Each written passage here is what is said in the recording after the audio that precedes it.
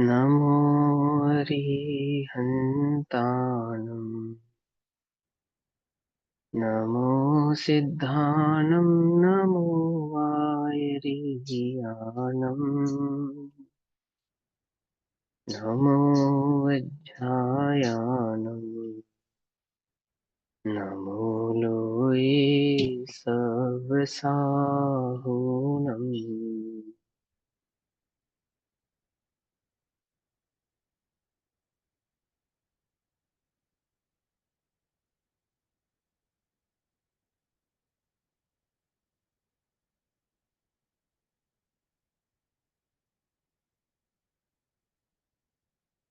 नमः समेसाराय स्वानुभूत्या चकासिते चित्स्वभावाय भावाय सर्वभावान्तरच्छिदे।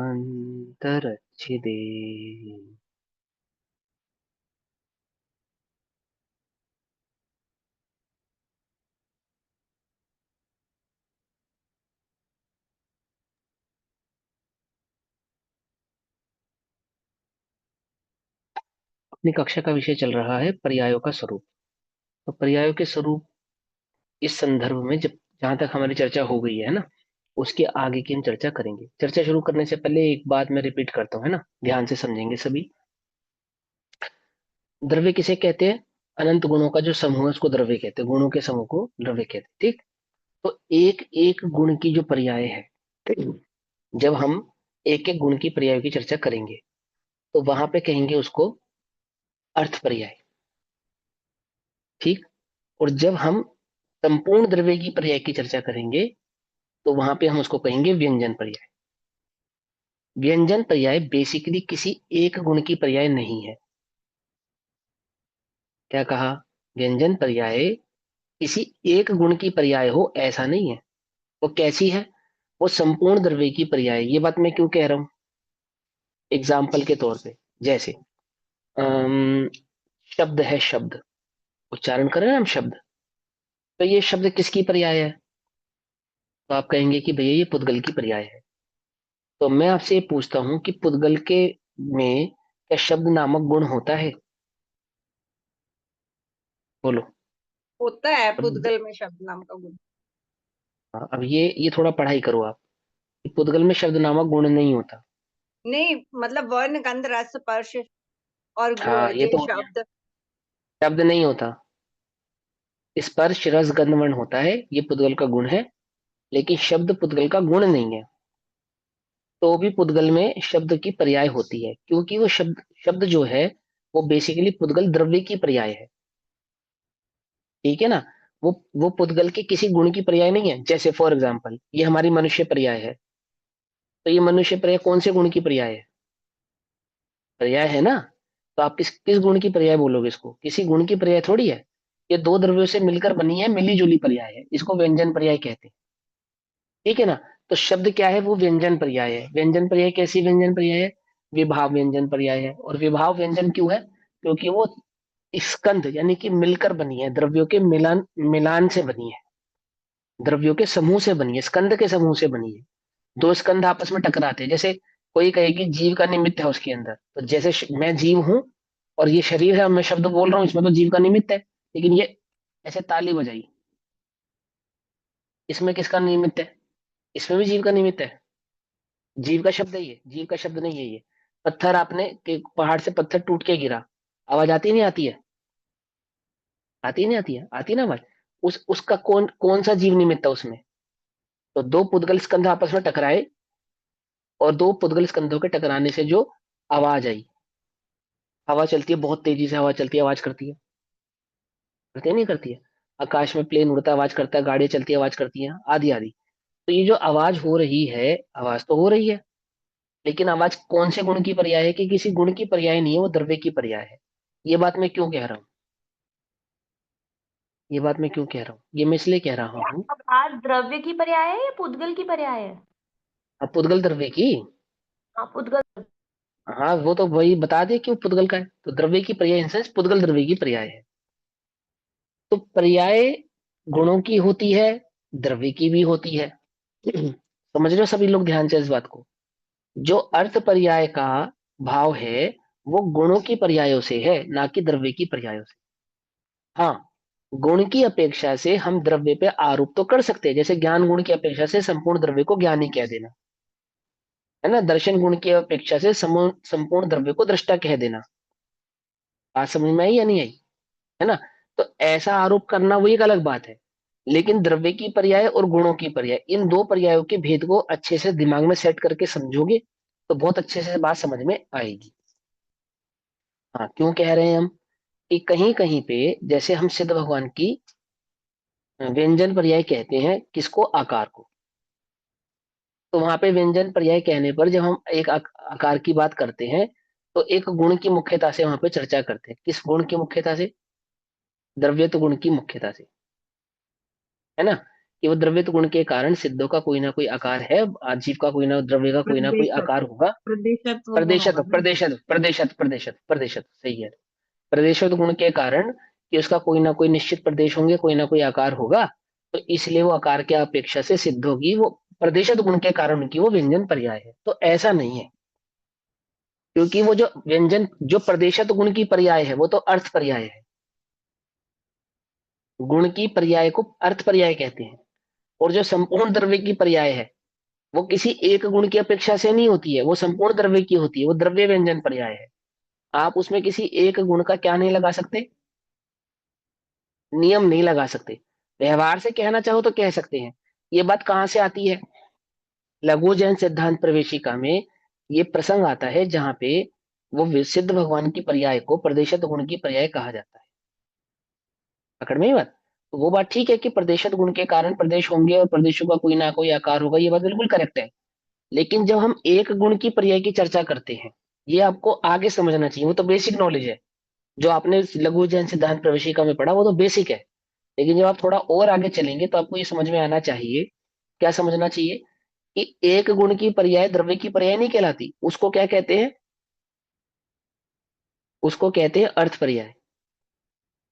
और संपूर्ण द्रव्य की जो पर्याय होती है उसको कहते हैं व्यंजन पर्याय। अपेक्षा से हम कभी कभी गुण का आरोप द्रव्य पे कर तो देते हैं, उसमें आपत्ति नहीं है। गुण का आरोप किस पे करना? द्रव्य पे करना। गुणी, गुण से गुणी पे आरोपित करना, गुण के भाव को गुणी पर आरोपित करना। कंफ्यूजन तो नहीं हो रही ना किसी को? कोई कंफ्यूज तो नहीं हो रहा इस बात में? बात समझ में आ रही है नहीं आ रही है? लेकिन ऐसा नहीं है, वहां पे कोई ये समझे कि वो एक मिनट। एक गुण की पर्याय है तो एक गुण की पर्याय नहीं है वो, या एक गुण के कारण है तो एक गुण के कारण है, ऐसा भी नहीं है। वो संपूर्ण द्रव्य की पर्याय है। ये क्यों? क्योंकि जैसे शब्द है वो किसी गुण की पर्याय तो नहीं है ना, वो किसी गुण की पर्याय तो नहीं है, वो द्रव्य की पर्याय है।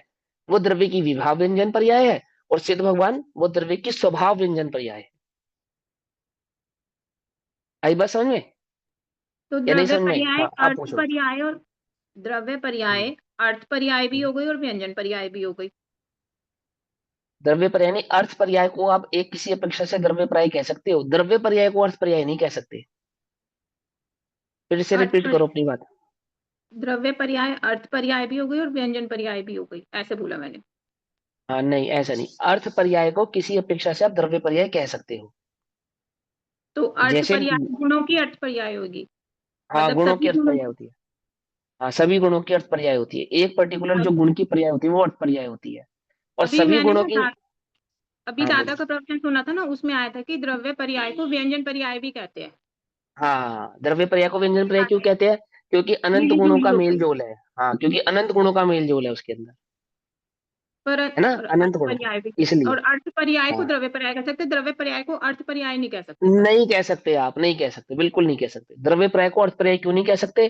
क्योंकि अर्थ पर्याय एक गुण की पर्याय की अपेक्षा से कथन होता है, और द्रव्य पर्याय में अपेक्षा मतलब सापेक्ष कथन होता है। जैसे मैंने बताया ना, शब्द को, शब्द वो आप द्रव्य पर्याय तो कह सकते हो, पर आप उसे अर्थ पर्याय नहीं कह सकते, क्योंकि अर्थ पर्याय कहने के लिए वहां पे उसका उसके भाव का गुण भी सिद्ध होना चाहिए, प्रसिद्ध होना चाहिए, उपस्थित होना चाहिए। अगर गुण नहीं है, अब जैसे मनुष्य की पर्याय है, क्या है ये द्रव्य पर्याय है ना। इसी प्रकार की द्रव्य पर्याय होती है। तो द्रव्य पर्याय को व्यंजन पर्याय क्यों कहा जाता है? क्योंकि वो जो द्रव्य है ना वो जुली हो कई गई। द्रव्य अनंत गुणों से मिलकर बना। एक तो पहला मिलान तो इसमें ये हो गया। और कई बार दो द्रव्यों के मिलने से भी बनती है। जैसे ये मनुष्य पर्याय दो द्रव्यों के मिलने से बनी है, जीव और पुद्गल, है ना। दो द्रव्य है ना इसके अंदर, इसलिए इसको व्यंजन कहते हैं। और सिद्धों की व्यंजन क्यों कहलाती है? क्योंकि वहां अनंत गुणों का परिणमन है। कुछ बात समझ में आई या नहीं आई? कैच कर पाए इस बात को? अगर कर पाए तो बहुत अच्छी बात है, नहीं भी कर पाए तो घबराना नहीं, पूछना मेरे से। अब जहां तक हमने कल पढ़ा था उसके आगे पढ़ेंगे, उसी लाइन को रिपीट कर। सॉरी। मिथ्यात्व, कषाय, भाग, द्वेष, पुण्य व पाप, ये 6 द्रव्य गुण विभाव अर्थ पर्याय है। हाँ, ये 6 द्रव्य गुण विभाव अर्थ पर्याय है, ऐसा मैंने लिखा है ना। ये सिर्फ समझाने के लिए लिखा, बेसिकली तो ये सिर्फ विभाव अर्थ पर्याय है। क्या है ये? विभाव अर्थ पर्याय। जब हम अर्थ कह रहे हैं तो इसका मतलब ये है कि हम गुणों की ही बात कर रहे हैं। लेकिन मैंने इसमें एक शब्द क्या जोड़ दिया? द्रव्य। ये मैंने जोड़ा है, ये मेरा जोड़ा हुआ शब्द है, इसको आगम का मोह मत समझना। क्यों जोड़ा मैंने इसको? मैं सिर्फ ये समझाने के लिए कि आरोप गुण का गुणी में आरोप किया जाता है। समझे ना? गुणी में किसका आरोप करते हैं? गुण का आरोप करते हैं। जैसे आत्मा को ज्ञान मात्र कहना, क्योंकि आत्मा में क्या है? ज्ञान नामक गुण है। तो ज्ञान की पर्याय को जीव की पर्याय कह देना, अथवा जीव द्रव्य मात्र ज्ञानी है ऐसा कहना। कहते हैं या नहीं कहते हैं? शक्कर क्या है? कि मिठास का पिंड है, तो बस मिठास है, उसमें और कुछ नहीं है। ऐसा तो नहीं है ना, है तो उसमें अनंत गुण। लेकिन गुण की अपेक्षा से गुणी को ही आरोपित कर दिया गया, पूरे गुणी को उसी गुण की मुख्य गुण की अपेक्षा से आरोपित कर दिया।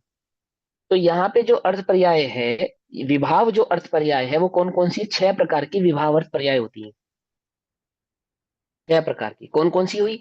मिथ्यात्व, कषाय, पुण्य, पाप, राग और द्वेष। ये 6 प्रकार की मिथ्यात्व, ये 6 प्रकार की विभाव अर्थ पर्याय हैं। इन विभाव अर्थ पर्यायों का आरोप जब हम द्रव्य में डालेंगे, द्रव्य में डालेंगे, तो द्रव्य की भी वे विभाव पर्याय कहलाएंगी। अब इसमें क्या मिस्टेक है मेरी तरफ से? जो मिस्टेक है, फिर वो अर्थ नहीं रह जाएगी, वो व्यंजन हो जाएगी। वो द्रव्य की व्यंजन हो जाएगी, क्योंकि जब हम आरोप गुण का आरोप गुणी पर करेंगे तो गुणी एक संपूर्ण द्रव्य है, और संपूर्ण द्रव्य होने के कारण वो क्या नहीं रहेगा? अर्थ पर्याय का भाव नहीं रहेगा, वो व्यंजन पर्याय के खाते में चला जाएगा। आ गई बात समझ में या नहीं समझ में आई? है ना। ये ये किसके अंदर मिस्टेक है, जहां मैं कल कंफ्यूज हो गया था आपकी बात सुनने के बाद। मैंने लिखते समय तो ध्यान नहीं दिया, पर मैंने जब आपको सुना तब मेरे को वहां क्लिक हुआ कि हाँ, एक गड़बड़ तो इसमें हुई है। ठीक। तो ये चीज इसके अंदर एक सुधार हम करेंगे। आरोप समझ में आना चाहिए कि आरोप करके हमने वहां पे उस बात को अर्थ पर्याय के खाते में डाला। अब ये लाइन समझ में आ गई कि 6 प्रकार की अर्थ विभाव पर्याय होती है। है ना। तो ये अर्थ पर्याय होती है भैया, आप इन्हें अर्थ पर्याय कहते हैं। लेकिन राग द्वेष तो हमें समझ में आते हैं, कि जो राग द्वेष भाव हमें समझ में आता है, पहली बात तो वो अर्थ पर्याय नहीं है, वो व्यंजन पर्याय है, जो हमारे ज्ञान का विषय बनती है। जो राग हमारे ज्ञान का विषय बनता है, जो द्वेष हमारे ज्ञान का विषय बनता है, जो मिथ्यात्वादी भाव हमारे ज्ञान का विषय बनते हैं, वो क्या है? वो व्यंजन पर्याय है। जो मूल अर्थ पर्याय होती हैं, वे हमारे ज्ञान का विषय बनती नहीं। संपूर्ण द्रव्य में जो परिणमन हुआ है, स्थूल जो परिणमन हुआ है, वो स्थूल भाव ही हमारे जानने में आता है, सूक्ष्म भाव हमारे जानने में आता नहीं है, ऐसा। चलो भाई, अगला पॉइंट। नर नारद आदि रूप, 4 गति, 84 लाख योनियों रूप जीव की विभाव द्रव्य व्यंजन पर्याय है। हाँ, ये जीव की विभाव द्रव्य व्यंजन पर्याय है। तो द्रव्य द्रव्य पर्याय बेसिकली द्रव्य पर्याय व्यंजन पर्याय ही होती है। ठीक है ना। और एक व्यंजन पर्याय आकार आदि की अपेक्षा से या मिली जुली की अपेक्षा से भी कहते हैं। तो एक सिंगल द्रव्य की पर्याय को भी व्यंजन पर्याय कहना, और दो द्रव्यों की मिली हुई पर्याय को भी व्यंजन पर्याय कहना। तो क्या कहते हैं कि जीव की विभाव व्यंजन पर्याय कौन सी है? कि जो ये 4 गति 84 लाख योनियों में जीव ने जो भी स्वरूप स्वरूप धारण किया है, एक इंद्रिय से लेकर और 84 लाख योनियों तक, जिसमें नरक नारक भी आ गए, स्वर्ग आदि भी आ गए, और अपना मनुष्य गति आदि आ गई, और तिरंज गति आ जाएगी। सभी ये सभी जीव की क्या कहलाती हैं? ये जीव की द्रव्य, जीव द्रव्य है ना। तो ये जीव की द्रव्य और विभाव व्यंजन पर्याय कहलाती है। क्यों विभाव व्यंजन कहलाती है? क्योंकि पहली बात तो ये किसी गुण की पर्याय नहीं है, इसलिए अर्थ पर्याय नहीं है। समझ में ही बात? ये किसी गुण के कारण जीव मनुष्य बन गया ऐसा नहीं है, अथवा किसी गुण के कारण पुद्गल मनुष्य बना है ऐसा नहीं है। तो मनुष्यपना तो क्या है कि दो द्रव्यों के मिले जुले भाव का नाम है, ठीक है ना, वो मिला जुला भाव है। एक तो इसलिए वो व्यंजन है, दूसरा वो संपूर्ण द्रव्य का भाव उसमें प्रकाश मैंने अनंत गुणात्मक जीव और अनंत गुणात्मक पुद्गल, ऐसे अनंत अनंत गुणात्मक दो द्रव्य मिलकर इस भाव को क्रिएट कर रहे हैं, प्रकट कर रहे हैं।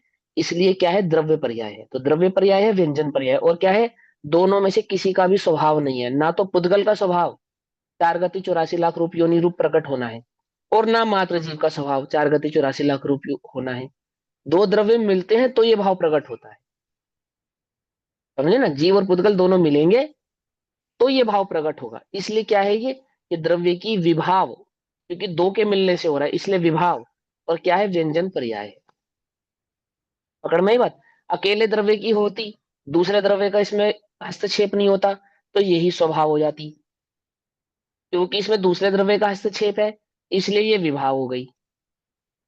समझे? एक अकेला जीव कोई भाव प्रकट करे, अकेला जीव, कोई दूसरे द्रव्य का उसमें कोई निमित्त ही नहीं है, तो मात्र अकेले जीव द्रव्य की जो पर्याय होगी वो क्या हो जाएगी, वो स्वभाव व्यंजन हो जाएगी, जैसे सिद्ध भगवान। लेकिन इसी इसी जीव द्रव्य में किसका किसका आ गया, पुद्गल का हस्तक्षेप हो गया, अथवा पुद्गल में किसका हस्तक्षेप हो गया, जीव का हस्तक्षेप हो गया। तो दो द्रव्यों का ऐसा हस्तक्षेप हो गया ना इसके अंदर, तो ऐसा हस्तक्षेप होने के कारण, दो द्रव्यों का हस्तक्षेप होने के कारण क्या बन गया, ये विभाव भाव हो गया। अब मैं आपसे एक प्रश्न पूछता हूँ, जीव और पुद्गल दो द्रव्य मिले तो विभाव हो गया, है ना। अब दो पुद्गल परमाणु तो पुद्गल के ही है, दो पुद्गल परमाणु तो पुद्गल ही है। तो जब दो पुद्गल परमाणु मिलकर किसी पर्याय को बनाएंगे तो वो स्वभाव व्यंजन बनाएंगे या विभाव व्यंजन बनाएंगे, सोच के बताना, एकदम से जल्दी नहीं करना। बोलो। हाँ, रजनी आंटी ने सबसे पहले म्यूट किया, रजनी से पूछ लेते, पहले बताओ। विभाव। क्यों विभाव क्यों बनाएंगे? वहां तो दो मिलेंगे। दोनों पुद्गल है ना, लेकिन संद्रूप हो जाएगा वो तो ठीक है, विभावी होगा। लेकिन भैया आपने प्रश्न क्या पूछा था? फिर से प्रश्न पूछता हूं कि मैंने कहा कि जब एक द्रव्य की, जिसमें दूसरे का कोई हस्तक्षेप ना हो, एक द्रव्य जो अपनी पर्याय प्रकट करता है, जिस एक द्रव्य की अपनी पर्याय प्रकट होती है जिसमें किसी अन्य द्रव्य का कोई हस्तक्षेप नहीं होता, वो द्रव्य की स्वभाव व्यंजन पर्याय कहलाती है, जैसे सिद्ध भगवान। तो वहां पे जीव द्रव्य है ना, और जीव द्रव्य का क्या है, संपूर्ण जीव द्रव्य का ही भाव वहां पे प्रकट हुआ है, अन्य किसी द्रव्य का वहां पे क्या नहीं है, निमित्त नहीं है। तो एक जीव संपूर्ण जीव द्रव्य की है इसलिए तो व्यंजन है, और अन्य द्रव्य का उसमें भाव प्रकट नहीं हुआ है इसलिए वो स्वभाव है, तो वो हो गई स्वभाव व्यंजन पर्याय द्रव्य की। अब ऐसे ही मान के चलो, एक पुद्गल परमाणु है और दूसरा पुद्गल परमाणु है, तो ये दोनों पुद्गल परमाणु तो दोनों पुद्गल है, अन्य द्रव्य तो यहाँ पे है नहीं, दोनों ही पुद्गल द्रव्य हैं। जब ये दो पुद्गल द्रव्य आपस में मिलेंगे और जो पर्याय बनाएंगे तो वो स्वभाव बनाएंगे या विभाव बनाएंगे, ये मेरा प्रश्न है। विभाव भी बनाएंगे। हाँ, एक विभाव ही होता है। बनाएंगे। हाँ, तो विभाव बनाएंगे ना, पर क्यों, यहाँ तो वहां पे तो दूसरा संद्रूप कोई है अन्य ना, द्रव्य नहीं है। एक होता है ना, संद्रूप हो एक जाएंगे ना, पुद्गल हो पुद्गल गए।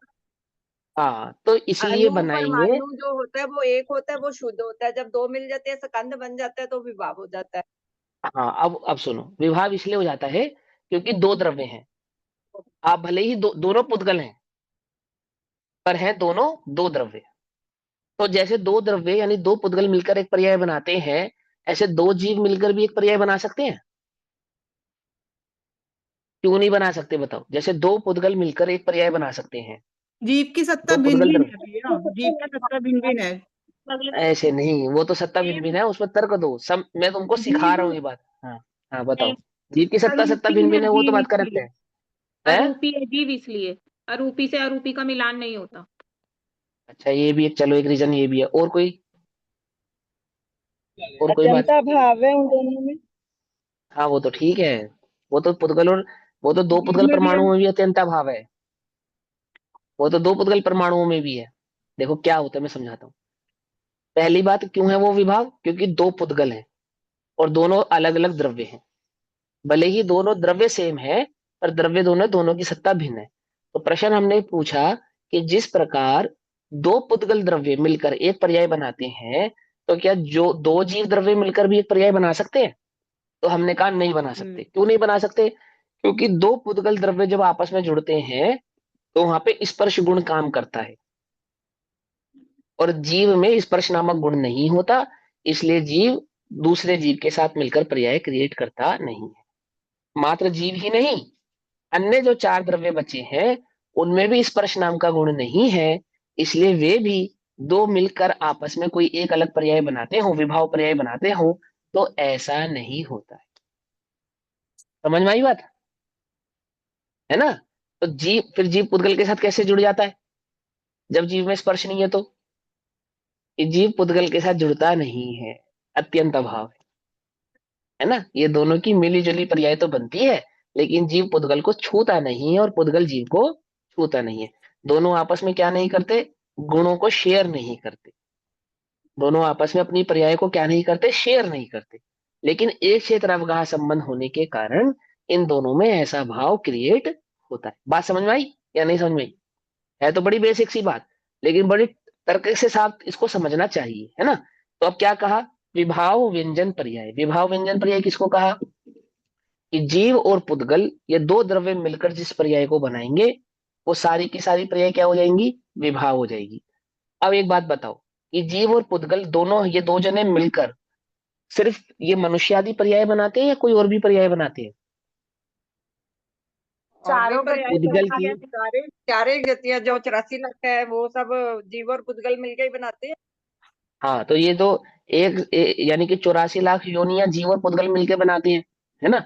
तो पुद्गल, ऐसी और भी कोई अवस्था है पुद्गल की जिसमें उसको जीव का निमित्त चाहिए होता है? एक तो शरीर रूप बन आ गया, ये तो हो गई।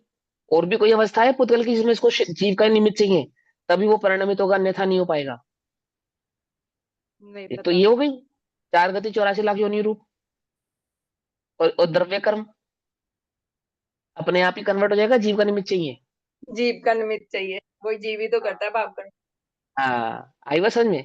कि पुद्गल जो द्रव्य कर्म की वार्गणाएं हैं, वो द्रव्य कर्म रूप जो परिणमित होती हैं, उसमें किसका निमित्त पड़ता है? जीव का निमित्त चाहिए उसको। तो उन वो दोनों मिलकर भी जो पर्याय बनाएंगी, कौन कौन सी? द्रव्य कर्म के साथ मिलकर जीव की जो पर्याय बनेंगी, उदय, उपशम, क्षय, उपशम, क्षायिक आदि जो सब पर्याय बनेंगी, ये सब क्या हो जाएंगी? ये सब भी व्यंजन पर्याय कहलाएंगी और विभाव व्यंजन कहलाएंगी, क्योंकि दोनों का निमित्त हो रहा है। पकड़ में आई ऐसे ही बात? भैया भाव कर्म में भी लगेगा। भाव कर्म में परद्रव्य का निमित्त कहाँ लगा? इसको परद्रव्य का निमित्त, मतलब दो द्रव्य मिलने चाहिए, मिलकर किसी ठीक चीज है को ना, क्रिएट करेंगे। वैसे समझ में तो आ गया कि कर्मों रहित और कर्मों सहित, सहित, कर्मोपाधि हाँ रहित और उपाधि रहित। हाँ हाँ, सही हाँ कर्मोपाधि रहित तो अपना ये अनंत ज्ञान दर्शन वो हो गया, वो हाँ तो स्वभाव हो हाँ गया, हाँ और ये विभाग हो गया। ये समझ एक बार फिर हाँ एक्सप्लेन करना, आपने हाँ क्या बताया? हाँ। देखो सिंपल से समझो, बहुत सिंपल, कि जब दो द्रव्य मिलकर किसी पर्याय को बनाएंगे तो वो कहलाएगी विभाव द्रव्य पर्याय। द्रव्य पर्याय को ही व्यंजन पर्याय भी कहते हैं, है ना? द्रव्य पर्याय को ही व्यंजन पर्याय भी कहते हैं। एक अकेला द्रव्य अपनी जिस पर्याय को क्रिएट करे, जिसमें किसी अन्य द्रव्य का कोई हस्तक्षेप ना हो, वो तो कहलाती है स्वभाव। और जब द्रव्य की पर्याय क्रिएट हुई, उसमें किसी अन्य द्रव्य का निमित्त हुआ, बिना अन्य द्रव्य के निमित्त के, यानी कि पुद्गल में जीव का और जीव में पुद्गल का, क्योंकि दो द्रव्यों में ही विभाव पर्याय होती है, अन्य द्रव्यों में विभाव पर्याय होती ही नहीं है। तो जब जीव में विभाव पर्याय, द्रव्य विभाव पर्याय कब क्रिएट होगी? जब जब उसमें पुद्गल का निमित्त होगा। ध्यान से समझना, जीव में जीव की द्रव्य विभाव पर्याय कब बनेगी? जब जब उसमें पुद्गल का निमित्त होगा। और पुद्गल में विभाव पर्याय कब कब बनेंगी? जब उसमें किसी अन्य पुद्गल परमाणु का निमित्त होगा, अथवा जब उसमें जीव का निमित्त होगा। दोनों है ना, क्योंकि पुद्गल पुद्गल से भी मिलकर विभाव क्रिएट करता है और पुद्गल जीव के साथ मिलकर भी विभाव क्रिएट करता है। तो हमने सवाल किया कि हमने जीव द्रव्य की विभाव पर्याय जब कही, तो कौन कौन सी पर्याय कही? कि एक इंद्रिय से लेकर संघी पंचेंद्रिय पने तक 84 लाख योनियों में जो जीव की अवस्थाएं हैं, वो सारी की सारी अवस्थाएं द्रव्य की विभाव, जीव द्रव्य की विभाव व्यंजन पर्याय है।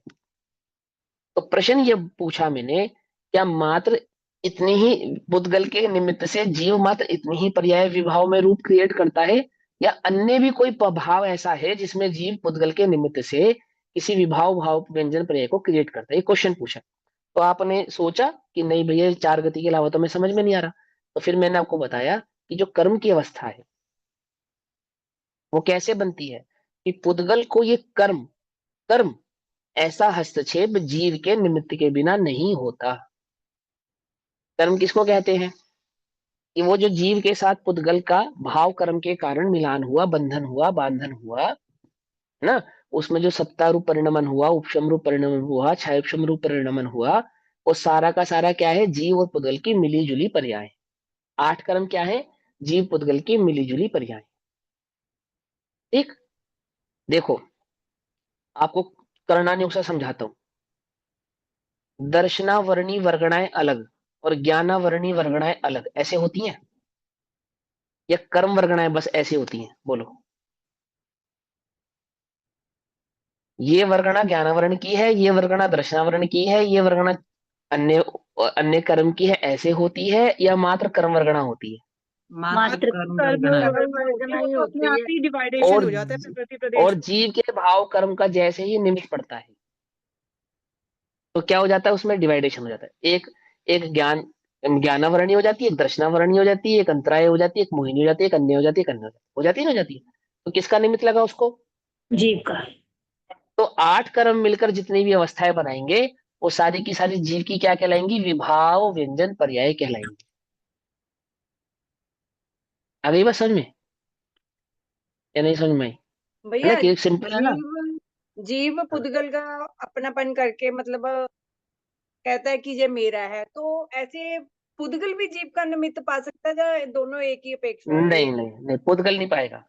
जीव का नहीं ना। भाव कर्म ही पुद्गल के साथ, पुद्गल पुद्गल के साथ तो होता है, जुड़ना और बिखरना पुद्गल का पुद्गल के साथ तो होता है, लेकिन जीव के साथ तो जीव की ही मुख्यता से पुद्गल का जुड़ना होता है।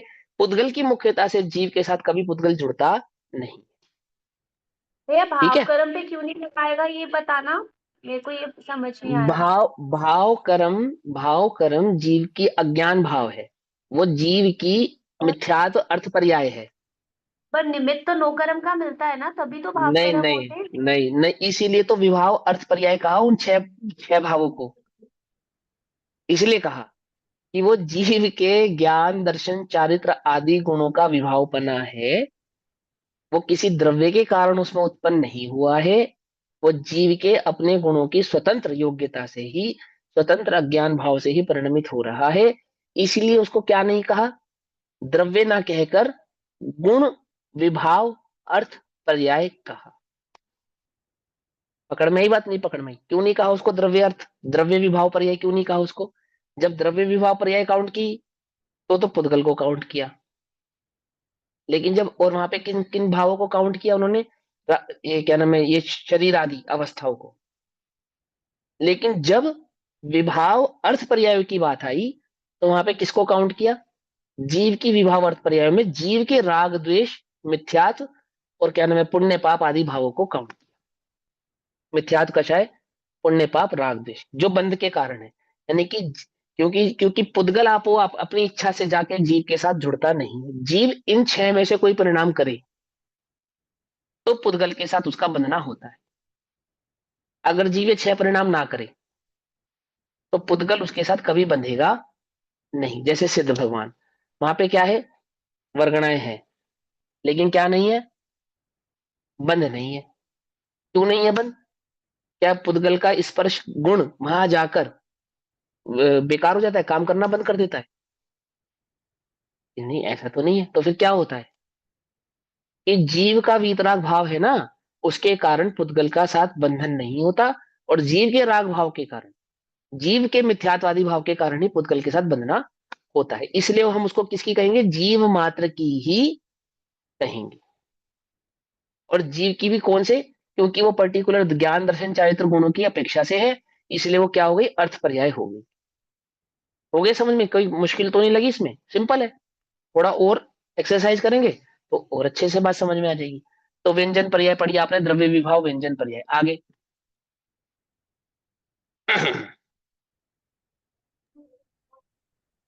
अंतिम शरीर से कुछ कम जो किंचित न्यूनाकार सिद्ध अवस्था है, वह जीव की स्वभाव द्रव्य व्यंजन पर्याय है। ये मैंने आपको समझा दिया, क्योंकि उसमें किसी अन्य का निमित्त नहीं है, जीव के ही प्रदेशों का वहां पे परिणमन हुआ है, और अकेला जीव द्रव्य ही वहां जाके परिणमित हुआ है। अन्य किसी द्रव्य का उसमें हस्तक्षेप नहीं, निमित्त नहीं, कारण नहीं। तो क्या हो गई वो? जीव की स्वभाव व्यंजन पर्याय हो गई। व्यंजन क्यों हो गई? क्योंकि किसी एक गुण की पर्याय नहीं है। वो क्या है? संपूर्ण जीव द्रव्य के अनंत गुणों की पर्याय है। अनंत गुणों की होने से क्या हो जाती है? वो व्यंजन हो जाती है। किसी एक गुण मात्र की होती तो वो क्या होती? अर्थ पर्याय होती। पकड़ में आई बात या नहीं पकड़ में आई? ये ध्यान से रखना। अगर हम हमारे माइंड में ये सेट है कि प्रदेशत्व गुण के कारण है, तो वो बात तो ठीक है कि प्रदेशत्व गुण के कारण निश्चित प्रदेश होंगे, उन प्रदेशों का कोई ना कोई आकार होगा, लेकिन उसके कारण उसका वह आकार है, ऐसा नहीं है। वो तो संपूर्ण द्रव्य, एक प्रदेशत गुण थोड़ी परिणमित हुआ है वहां पे।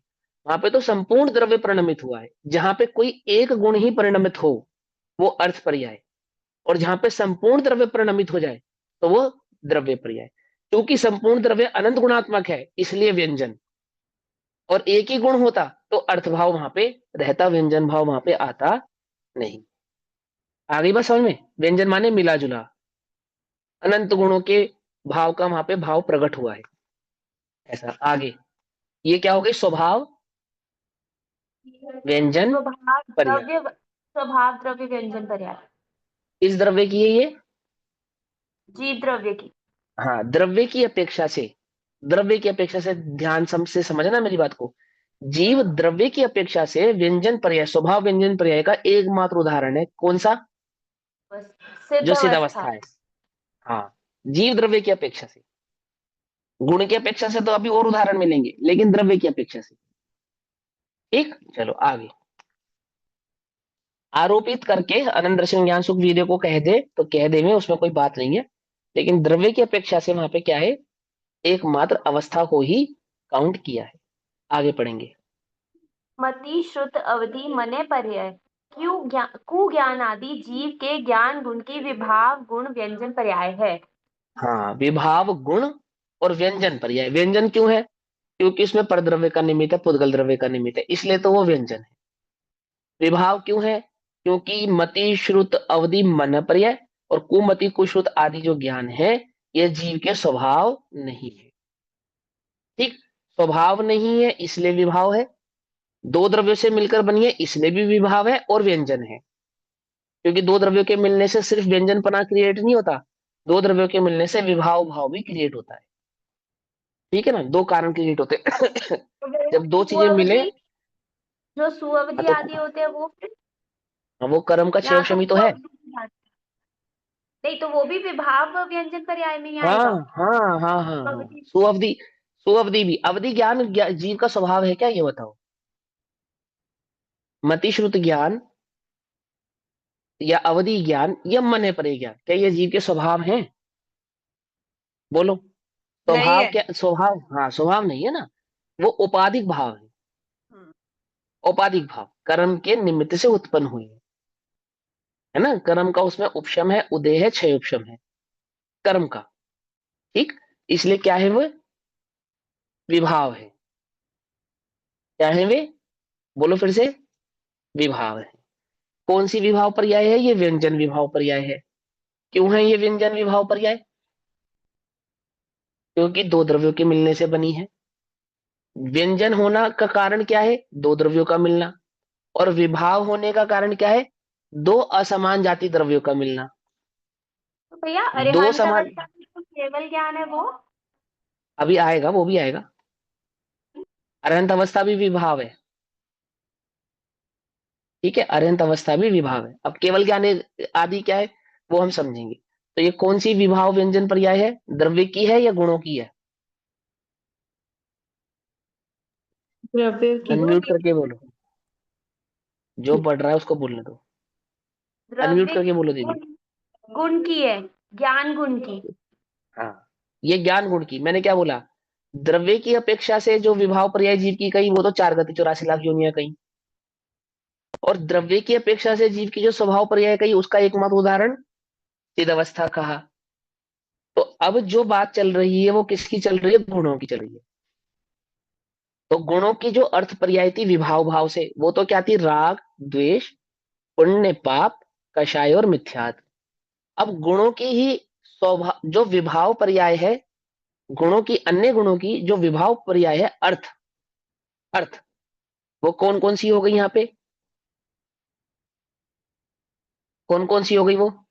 मति, श्रुत, अवधि और मने हाँ, परे। क्यों? क्योंकि वो एक गुण की है, एक गुण एक की है। ज्ञान गुण की है। जो मतिपना है, जो श्रुतपना है, जो अवधिपना है और जो मन पर्य बना है, वो ज्ञान गुण का है। एक गुण की अपेक्षा से चर्चा चल रही है। गुण की है इसलिए तो अर्थ हो गई, स्वभाव नहीं है इसलिए विभाव हो गई, दो द्रव्यों से मिलकर बनी है इसलिए व्यंजन हो गई। क्योंकि एक गुण की एक पर्याय व्यंजन भाव में प्रकट नहीं होगी, एक गुण की एक पर्याय व्यंजन भाव से प्रकट नहीं होगी। व्यंजन होने के लिए क्या चाहिए? दो का मिलना होना चाहिए। तो ज्ञान में किसको मिलाएं कि ज्ञान में व्यंजनपना क्रिएट हो? तो उसमें पर को मिलाया। कैसे पर को मिलाया आपने? ज्ञान में पर को क्यों मिलाया? क्योंकि ज्ञान उपशम क्षयोपशम भावों को प्राप्त होता है। उपशम भाव को नहीं होता, क्षयोपशम भाव को प्राप्त होता है। क्योंकि ज्ञान क्षयोपशम भाव को प्राप्त होता है, क्योंकि ज्ञान में मति, श्रुत, अवधि, मन प्रिय का भेद पड़ता है। किसके कारण? कर्म के कारण। भैया कर्म समान जाति, हाँ, प्रश्न कर्म ये है। समान जाति, कर्म समान जाति द्रव्य है या असमान जाति द्रव्य है? असमान जाति। हाँ, इसलिए विभाव व्यंजन है। समान जाति होता तो स्वभाव व्यंजन होता। कुछ बात समझ में आई नहीं आई? अभी आपने गुण को बोलना कि गुण है अर्थ पर्याय, फिर इसमें यहाँ क्यों लिखा है विभाव गुण व्यंजन पर्याय? ये समझ में नहीं आया, एक बार फिर से समझा वही दीजिए। तो बोल रहा हूँ, वही तो बोल रहा हूँ, आप सुनो ना ध्यान से। पता है क्या है? आपने लाइन पढ़ ली, अब वहां पे मत रुको, मेरे साथ साथ चलो, साथ साथ चलते रहो मेरे, तो बात समझ में आएगी। आप पहले अब एक बार आपका प्रश्न समझ ले, वो भी अब आपका प्रश्न पूछ लेते दीदी। चलने दीदी, आप भी बोलो क्या कह रहे हो। तो मेरा वो वाला प्रश्न है, जैसे आपने बोला सिद्ध अवस्था तो हमारा स्वभाव व्यंजन पर्याय हो गई द्रव्य की, हाँ, है ना। द्रव्य की, हाँ। और हाँ, और नर नर नारक आदि पर्याय वो विभाव हो गई व्यंजन की। हाँ, द्रव्य की, द्रव्य तो की। अरिहंत अवस्था भी विभाव पर्याय हो गई व्यंजन। हाँ, हाँ, लेकिन जो अरिहंत भगवान का जो केवल ज्ञान आदि गुण है, आनंद दशा, आनंद ज्ञान, आनंद सुख, हाँ, आनंद वीर्य, हाँ, वो स्वभाव व्यंजन हो गया गुण। हाँ, वो हाँ, नेक्स्ट पॉइंट है। ठीक है। हाँ, वो स्वभाव हो जाएगा, ठीक है। क्योंकि जो अर्यंत अवस्था है वो तो सशरीर अवस्था है। क्योंकि भगवान किसी भी जीव को अरहंत जब हम कहते हैं तो चार अघाती कर्मों की अपेक्षा से कहते हैं। और जब हम उसको अनंत दर्शन सुख ज्ञान वीर्य वाला कहते हैं तो उसके गुणों की अपेक्षा से कहते हैं। क्योंकि अनंत दर्शन ज्ञान सुख वीर्य वाले खाली अरहंत थोड़ी है, सिद्ध भी है, सिद्ध भी है लेकिन सिद्ध अरहंत नहीं है। पकड़ में ही बात है? क्योंकि किसी भी जीव को अरहंत जब हमने कहा है तो वहां पे सदेह, सदेह देह का उसमें भाव है, इसलिए उसको अरहंत कहा। आगे बात समझे? अथवा चार घाती अघाती कर्मों का निमित्त है, विद्यमान है, इसलिए हम उसको अरहंत कह रहे हैं, है ना। आगे बात समझ में? जो देह आदि भाव है वो क्या है? समान जाति द्रव्य है या असमान जाति द्रव्य है? असमान जाति द्रव्य है। दो असमान जाति द्रव्य मिलकर किसी पर्याय को बनाएंगे तो वो विभाव पर्याय ही बनाएंगे, ठीक है ना। लेकिन पुद्गल में ऐसा नहीं है। पुद्गल में दो समान जाति द्रव्य मिलकर विभाव पर्याय बनाते हैं, और जीव में दो असमान जाति द्रव्य मिलकर विभाव पर्याय को बनाते हैं द्रव्य की अपेक्षा से, है ना। और गुणों में, गुणों में अब जैसे जीव की अर्थ, अर्थ विभाव पर्याय है, तो उसमें कोई दो असमान जाति द्रव्य मिले हैं क्या? नहीं मिले, क्योंकि अर्थ पर्यायों में द्रव्यों के मिलने की अपेक्षा नहीं। द्रव्यों में, अर्थ पर्यायों में पर गुणों का स्वतंत्र परिणमन होता है। पारिणामिक यदि वो भाव। स्वभाव, हाँ, वो स्वभाव से परिणमित हो तो उसको स्वभाव कहते हैं, और वो विभाव व भाव वाला हो तो उसको वैभाविक कहते हैं। मतलब वो एक ही ये, गुण की पर्याय होती है वहां पे। हाँ, एक ही गुण की होती है, दो गुणों की नहीं होती है, एक ही गुण की होती है ना। हाँ, अब इस लाइन को दीदी जिसका हम अर्थ कर रहे हैं, जो किरण आंटी, रजनी आंटी ने क्वेश्चन पूछा है उसका आंसर देंगे। पहले लाइन फिर से पढ़ो आप। मति, श्रुत, अवधि, मने पर्याय, कुज्ञान आदि जीव के बस रुक ज्ञान जाओ, गुण की। हाँ, अब रुक जाओ। मति, श्रुत, अवधि, मन पर्याय, ये अनंत गुणों में से किस गुण की पर्याय हो सकती हैं? पहले तो ये लॉजिक लगाओ। ज्ञान गुण की है ना, तो इसका मतलब हम एक गुण की चर्चा कर रहे हैं यहाँ पे। क्योंकि अब हम एक गुण की चर्चा कर रहे हैं तो बेसिक सी बात है, हम अर्थ पर्याय की चर्चा कर रहे हैं, है ना। और साथ में कुअवधि, कुश्रुत, कुमति आदि भी इसी के अंदर काउंट हो गए। ठीक। जब तक जीव को केवल ज्ञान प्रकट नहीं हुआ, तब तक उसे कर्म का निमित्त है या नहीं है? तब तक उसे कर्म का निमित्त है ना। तो कर्म का निमित्त होने के कारण वो क्या कहलाएगा? विभाव हो जाएगा। क्योंकि वो एक गुण की पर्याय है, इसलिए वो अर्थ हो जाएगी। दो कारण हो गए, और दो दो दो द्रव्य मिलकर काम कर रहे हैं, इसलिए व्यंजन हो जाएगा। व्यंजन का मतलब क्या है? मिला जुला। एक जीव का गुण मिला है, एक पुद्गल कर्म मिला है, दोनों मिले ना, इसलिए वो व्यंजन हो जाएंगे। तो क्या हो गया? और व्यंजन पर्याय कैसी है? जो जीव के ज्ञान का विषय बन सकती है, बन सकती है ना। तो वहां पे जो कुश्रुत, को अवधि, को मतिश्रुत अवधि और मन पर्याय, सुमन पर्याय है, और जो सुश्रुत अवधि मन पर्याय आदि ज्ञान है, ये सभी के सभी भाव जो क्षयोपशम भाव हैं, सभी के सभी क्षयोपशम भाव, ये ज्ञान गुण की अर्थ परंतु विभाव व्यंजन पर्याय है। हो गई। वहां पे सम्यक दर्शन भी विभाव व्यंजन है। ठीक है। माने वो सम्यक दर्शन का जो मतिश्रुत ज्ञान है वो भी विभाव व्यंजन है। सम्यक दृष्टि जीव का भी जो अवधि ज्ञान है, मन प्रिय ज्ञान है, वो विभाव व्यंजन ही है, ऐसा जानना। क्योंकि ज्ञान वहां पे कर्म के उपशम भाव को पाया हुआ है। पकड़ में ही बात, कर्म का निमित्त उसमें अभी लगा हुआ है। सभी को क्लियर हो गई ये बात? सभी को क्लियर हो गई या नहीं हो गई? है ना। अब दीदी इस लाइन को फिर से पढ़ो, फिर आगे पढ़ेंगे। मति श्रुत अवधि मने परे कु ज्ञान आदि जीव के ज्ञान गुण की विभाव गुण व्यंजन पर्याय है। हाँ, गुण व्यंजन कह मतलब रहे हैं हमें उसको। लिखने में यही हाँ, आता कि हम उसको विभाव गुण व्यंजन पर्याय कहेंगे, लेकिन समझने में जब हम ज्ञान गुण पे लगाएंगे तो वो अर्थ व्यंजन पर्याय बन जाएगी। अब देखो, अर्थ अर्थ व्यंजन होता नहीं है वैसे तो, दो द्रव्यों के मिलने से ही होता है। ठीक है ना। वो तो समझाने की अपेक्षा कह रहा था कि आप समझ जाओ। समझाने हाँ। की अपेक्षा में हम अर्थ हाँ। लगाएंगे। हाँ, बस वो सिर्फ व्यंजन, जब हमने व्यंजन कह दिया तो वहां पे व्यंजन ही है, अर्थ नहीं है वो। अर्थ नहीं, अर्थ ठीक नहीं। है। लेकिन जब अर्थ पर्याय की बात कर रहे थे तो वहां पे राग द्वेष की बात कर रहे थे। लेकिन जब हम अर्थ पर्याय की बात कर रहे थे वहां पे राग द्वेष की बात कर रहे थे। तो वहां जीव को जो राग द्वेष या मिथ्यात हुआ है, जो जीव को हुआ है, वो जीव का अपना ज्ञान भाव है। किसी ने उसे रागी बना दिया है ऐसा नहीं है। यदि यदि कर्म जीव को रागी बना सकता होता, यदि अन्य द्रव्य जीव को मिथ्या दृष्टि बना सकता होता, तो फिर सिद्ध भगवान को भी बना सकता होता, फिर अरिहंत भगवान को भी बना सकता होता। लेकिन उनको तो नहीं बना पाया ना वो कभी। अगर हमने वहां पे उस राग द्वेष को व्यंजन पर्याय माना, मान लिया, अर्थ पर्याय नहीं माना, तो क्या क्या खड़ा हो जाएगा वहां पे? दोष खड़ा होगा। क्या दोष खड़ा होगा? कि कर्म जीव को मिथ्या दृष्टि अथवा कर्म जीव को रागी द्वेषी बना सकते हैं। इसलिए वहां पे राग द्वेष मिथ्यात कषाय पुण्य पाप को जीव की अर्थ विभाव पर्याय कहा है। और यहाँ पे इसको व्यंजन पर्याय कहा है। मतिश्रुत को अवधि मतिश्रुत आदि को क्यों कहा है? विभाव क्यों कहा है? क्योंकि ये अन्य द्रव्य के निमित्त से हो रहा है। व्यंजन हो रहा है क्योंकि मिली जुली है और एक गुण की है। ये गुण की व्यंजन पर्याय है। मात्र गुण की बात करेंगे तो अर्थ पर्याय, और गुण में अन्य को मिलाकर बात करेंगे, किसी भी को, चाहे अन्य गुण को मिलाओ चाहे परद्रव्य को मिलाओ, तो व्यंजन पर्याय। व्यंजन माने मिलाकर बात कहना, और अर्थ पर्याय माने स्वतंत्र बात कहना। बात समझ में आ गई? ये अभी भी मुश्किल लग रहा है? अब तो मुश्किल नहीं लग रहा होगा ना।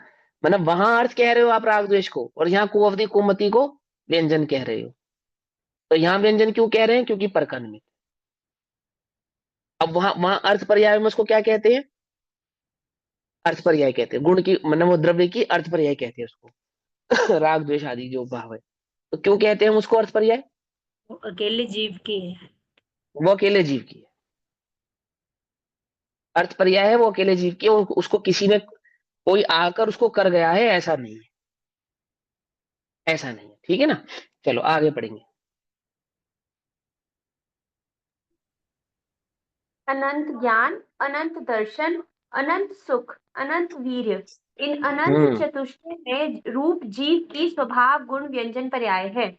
हाँ, अब ये समझो, ये समझने वाली बात है। फिर से अब समझना, अनंत दर्शन, अनंत ज्ञान, अनंत सुख, अनंत वीर्य। तो अनंत दर्शन सुख ज्ञान वीर्य आदि जो भाव प्रकट हुआ है, अनंत अनंत जो भाव प्रकट हुआ है, वो क्या है? वो जीव की क्या है? गुण। क्या है? गुण। स्वभाव व्यंजन पर्याय, स्वभाव गुण स्वभाव व्यंजन व्यंजन पर्याय। पर्याय। गुण की है ना? स्वभाव हाँ। गुण व्यंजन पर्याय। स्वभाव गुण की व्यंजन पर्याय। गुण की व्यंजन पर्याय है, स्वभाव गुण की व्यंजन पर्याय है। व्यंजन क्यों है? मिली जुली है, तीनों क्योंकि चारों अनंत इकट्ठी। गुण है, अनंत गुण नहीं अनंत है। ज्ञान, अनंत कर्म दर्शन। से रहित है, उपाधि नहीं है उसमें कोई। देखो सुनो, ये व्यंजन थोड़ी हुआ। व्यंजन भाव क्या है? कि गुण में अनंत भाव प्रकट हुआ है, एक अनंतपना है ना जो जीव के अंदर। ज्ञान में अनंत गुण का हस्तक्षेप आ गया, दर्शन में अनंत भाव, चारित्र में अनंत भाव। अभी अभी मेरे पास ज्ञान गुण है या नहीं है? पर इसमें अनंतपना कहाँ है? लेकिन उस ज्ञान में अनंतपने का भेद है, अनंतपना। दो मिल गए ना, ज्ञान अनंत, दर्शन अनंत, सुख अनंत, हो गया ना? मिल रहा है ना? मिल रहा है, मिल रहा है, इसलिए व्यंजन है। अब एक जगह समझेंगे, आचार्य श्री पंचस्ती काय में इसको व्यंजन पर्याय कहते हैं, केवल ज्ञान को। लेकिन जैन सिद्धांत प्रवेशिका में केवल ज्ञान को अर्थ पर्याय कहा। क्या कहा? अर्थ पर्याय। अब वहां पंडित जी ने उसको अर्थ पर्याय कहा है, क्यों कहा है ये तो अभी मैं कह नहीं सकता। आगे आगे की जब चर्चा होगी तो वहां उसको डिटेल में समझेंगे। लेकिन फिलहाल ये समझो कि जो सबसे प्रमाणिक बात है आचार्यों की कही हुई, वो वहां पे केवल ज्ञान को व्यंजन पर्याय कहते हैं। क्यों कहते हैं व्यंजन पर्याय? ये बात तो ठीक है कि वो ज्ञान गुण की है, तो संपूर्ण द्रव्य की नहीं, गुण की अपेक्षा से। लेकिन वो जो ज्ञान था ना, ज्ञान जो सहज ज्ञान है, जो सामान्य ज्ञान है, जो सहज जानना जानना जानना जानना भाव है, वो तो जीव का स्वभाव भाव है। वह जो परिणमन हुआ ज्ञान ज्ञान ज्ञान ज्ञान का सहज भावपन है, जो एक इंद्रिय को भी है, वो तो उसका अर्थ भाव है। समझ रहे बात? वो तो उसका अर्थ भाव है। लेकिन इस ज्ञान में कुछ तो मिला है ना कि ये अनंत हो गया। इस ज्ञान में कुछ मिला है ना जो अनंत हो गया। क्या मिला है बताओ? कौन बताएगा? कौन बताएगा? बताओ, ज्ञान में ऐसा क्या मिला कि वो अनंत हो गया? आप इसको अनंत व्यंजन क्यों गुणों कह रहे का हो? शुद्ध परिणमन, अनंत गुणों का हाँ, शुद्ध परिणमन। लेकिन अनंत गुणों के कारण ज्ञान अनंत नहीं हुआ है। समय सारथी में है, और बोलो, और इससे ज्यादा क्या विकारों का उदाहरण दो? अभाव होने से। अरे कुछ मिला है, व्यंजन होने के लिए कुछ मिलना चाहिए। आप इसको व्यंजन पर्याय कह रहे हो ना, तो व्यंजन में कुछ कुछ मिला है ना। क्या मिला है कि ये व्यंजन हो गया? तर्क दे रहा हूं मैं आपको। शायिक भाव प्रकट हुए हैं। अनंत पढ़ने का भेद मिला है। देखो सुनो, हमारे पास 47 गुणों की आपने जब चर्चा की है ना, 47 शक्तियां, तो उसमें ज्ञान जीव का स्वभाव है, दर्शन जीव का स्वभाव है। फिर ज्ञान दर्शन में अगली शक्ति क्या आती है? सुख और चार सुख। ज्ञान में, भेद कर दिया। ज्ञान में दो प्रकार के गुण हैं, एक तो सामान्य ज्ञान गुण, और उस ज्ञान गुण में सर्वज्ञत्व शक्ति। क्या कहा? सर्वज्ञत्व शक्ति। दूसरा आ गया ना, सर्वज्ञत्व नाम की शक्ति प्रकट हुई। सर्वज्ञत्व नाम की शक्ति प्रकट हुई या नहीं हुई? बोलो। ज्ञान गुण और उसमें एक और शक्ति प्रकट हुई, सर्वज्ञत्व नाम की शक्ति प्रकट हुई ना, दो मिल, क्या हो गया ये? अनंत ज्ञान, क्या हो गया? व्यंजन। हाँ तो क्या? हाँ, दो मिल गए ना, व्यंजन हो गया। कुछ बात पर समझ में आई? लगाओ, सर्वज्ञ बुद्धि लगाओ। सर्वज्ञत्व शक्ति तो पहले से थी ना, प्रकट हुई है। नहीं थी। हाँ, नहीं नहीं नहीं नहीं नहीं नहीं नहीं नहीं नहीं नहीं नहीं, यही यही तो समझो, सर्वज्ञ ये नाम वो वाले टॉपिक हो गया, गुण। पढ़ते हो मोक्ष में अब प्रकाशक जी वाला। फिर वही वो बात मैं लोग आ गई ना, समझ अनंत गुण कह तीन गई। देते प्रकार हैं, कोई के, गुण पटल के तीन आगे प्रकार के। आता सुनो, गुण तीन प्रकार के होते हैं, प्रकट, अप्रकट और धर्म रूप। तो जो सर्वज्ञत्व भाव, जो सर्वज्ञत्व शक्ति है, वो प्रकट होती है। ज्ञान में सर्वज्ञत्वपना प्रकट होता है, दर्शन में सर्वज्ञत्वपना प्रकट होता है। कुछ बात समझ में आई? एक सर्वज्ञत्व नाम की शक्ति है, उस सर्वज्ञत्व नाम की शक्ति ने क्या सर्वज्ञत्व करा? कि मात्र ज्ञान को अनंत नहीं करा, उसने दर्शन को भी अनंत करा, उसने सुख को भी अनंत करा, उसने चारित्र को भी अनंत करा, उसने अनंत गुणों को अनंत करा, अनंत गुणों की शक्ति को अनंत किया। कुछ बात समझ में आई या नहीं समझ में आई है? अनंत अनंत अनंत अनंत काल तक समस्त गुणों में अनंत अनंत अनंत अनंत रूप से जो छायक भाव अनंत अनंत अनंत अनंत भाव से प्रकट होता रहेगा, वो किसका कमाल है? क्योंकि हम ज्ञान की अपेक्षा से जीव को पहचानते हैं, इसलिए हम सर्वज्ञता शक्ति का ज्ञान में आरोप किया। दर्शन की अपेक्षा से जानते हैं तो सर्वज्ञता का वहां पे दर्शन में भी आरोप किया। लेकिन जो सुख अनंत भाव का अनंत अर्थ भाव, यहाँ पे सर्वज्ञत्व है, अनंत का हाँ अर्थ। बिल्कुल बिल्कुल। तो भैया आप जो पढ़ो 47 सर्वज्ञत्व शक्ति। में तो सबसे सबसे ऊपर की कोटि हो गई, पर संपूर्ण हो गया वो तो चाहे हाँ, संपूर्ण हुआ, भेद किस बात का डाल रहे हैं हम? वो तो भेद पूर्ण नहीं हो डालते, गया। मिल रहा। अरे फिर वही बात, द्रव्य की व्यंजन पर्याय किसको कहना?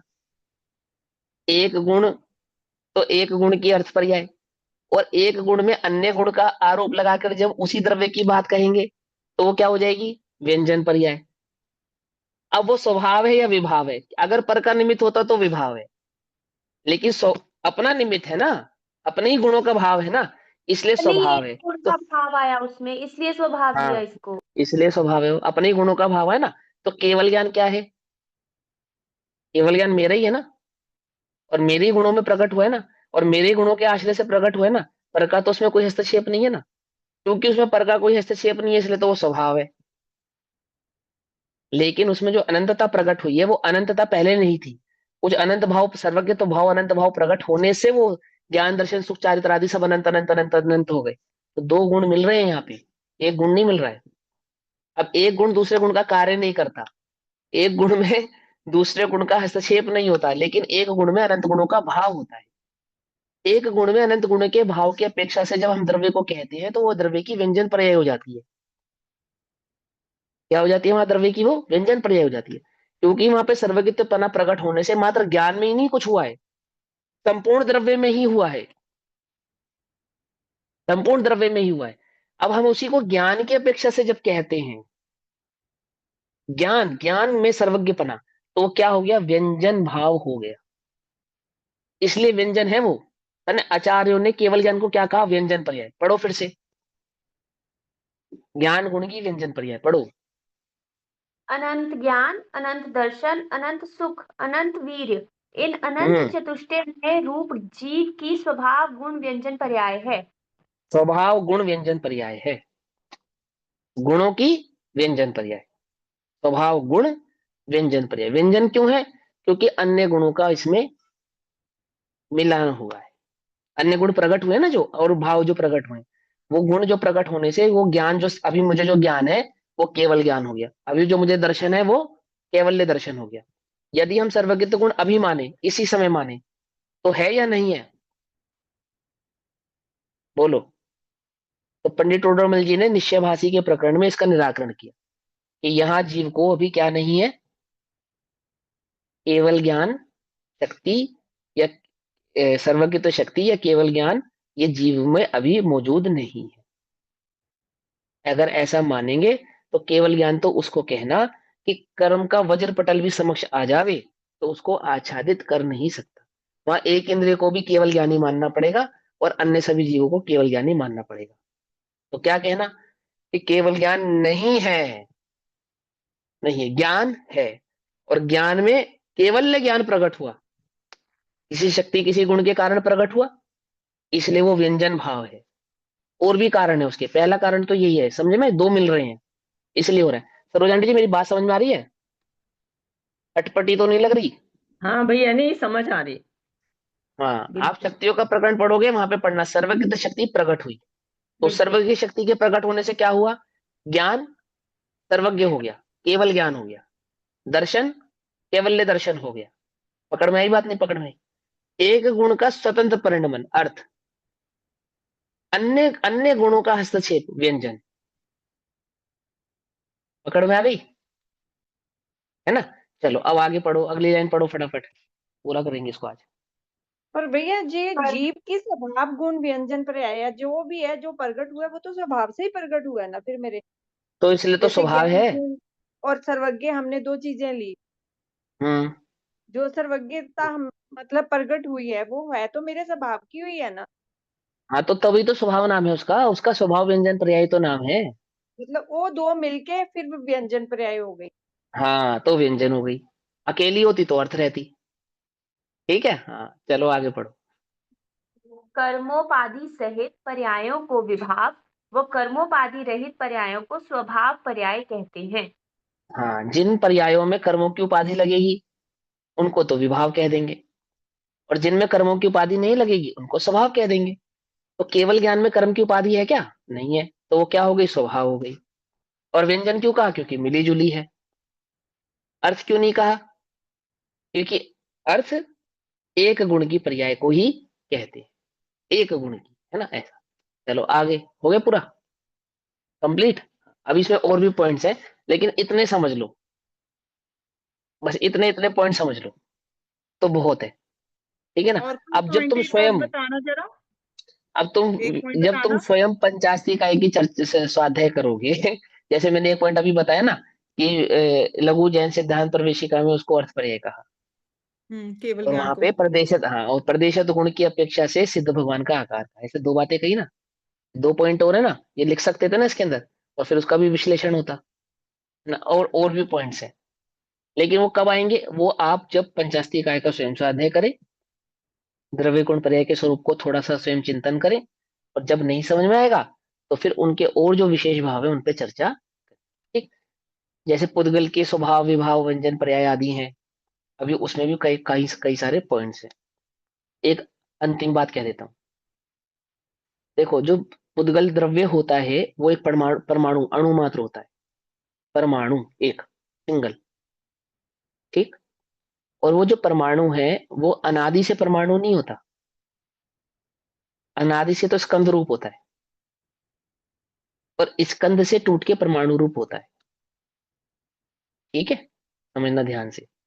वह जो परमाणु पुद्गल है, उस पुद्गल में स्पर्श, रस, गंध, वर्ण, ये उसके स्वाभाविक गुण हैं। स्वाभाविक गुण, रस, गंध और वर्ण में तो एक एक पर्याय होती है, लेकिन स्पर्श नाम के दो भाव सदैव विद्यमान रहते हैं पुद्गल में।